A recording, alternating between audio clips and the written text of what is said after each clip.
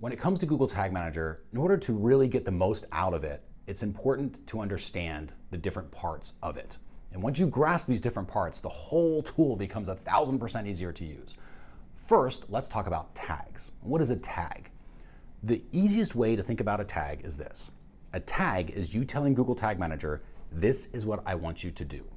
So what's an example of a tag? An example of a tag could be a Facebook remarketing pixel. Here, it's a Facebook remarketing pixel, and I want you to place this pixel.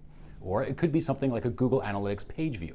Hey, here's the page view. I want you to report to me when somebody visits my page. It could be a specific event, like a button click, or if somebody submits a form. There are lots of different things that you can set up as tags. Let's go ahead and go through some of those examples. All right, we are back into our seriously simple marketing tag manager here. So we're going to click on to where it says tags, and let's show you some examples of what the different types of tags are. So you've got here different naming conventions that we recommend just to help it be a little bit easier to keep track of what's going on. But let's focus on some basic ones for now. So I'm going to go down to a Google Analytics page view tag. So this is a Google Analytics page view tag. I'm going to go ahead and click onto this. And you can see here, this is just a tag that tells Google Analytics to send a page view to our Google Analytics account, which is just uses a variable to do that, which we will talk about in a future lesson. But we're just going to send the information to our Google Analytics account.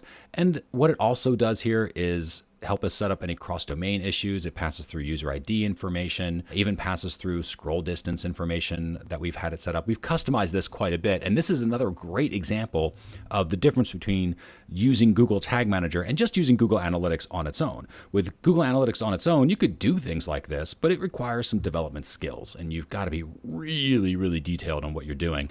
And with Google Tag Manager, you can come through here, add a couple of quick customizations that are built into the tag itself already. You're just activating them. And once you do that, you have incredible amounts of information at your fingertips in Google Analytics. So it's a really amazing tool.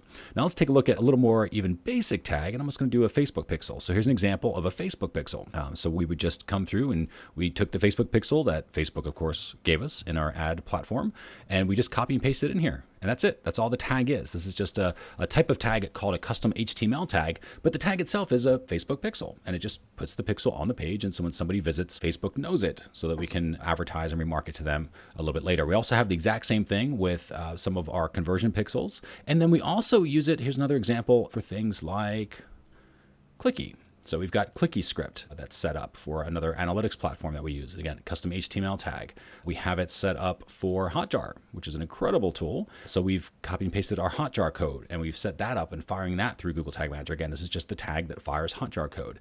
And you can see all of these other types of tags where we can get even more specifics. So in this particular example, let's go ahead and pop into a scroll tracking tag. This actually reports scroll tracking information into our Google Analytics account. So we can see just how far somebody's actually scrolled on our different pages to see how they're interacting with our content. Again, all done through Google Tag Manager. And this is just the tag. This is the tag that says, I want you to report this information as an event from Google Tag Manager into Google Analytics. So in this case, it reports an event that's a category of scroll tracking, how far they've scrolled, and then details around the scroll. And that's really all we have.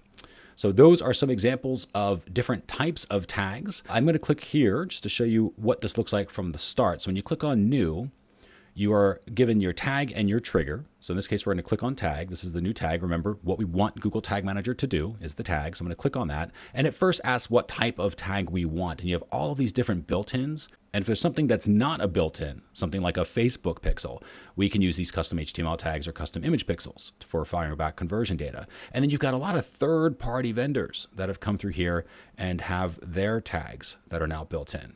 So lots of different options that you have, and this constantly changes. So it's always worth coming through and checking out the different built-ins from the third-party approved vendors that are in Google Tag Manager. And then all you need to do is just select the type of tag that you want. And then once you've done that, in this case, a Google Analytics tag, we just tell it where we want it to go. So you just pop in your UA if you're not using a variable like we are. And then you tell it what type of information you want to pass through, an event, and we just type in the event information, or a page view to just let people know, hey, they've landed on this particular URL. And then you would set up your trigger, and that's it. So a tag, again, very simple, just telling Google Tag Manager what it needs to do. So now that you have a better understanding as to what exactly a tag is, let's talk about triggers.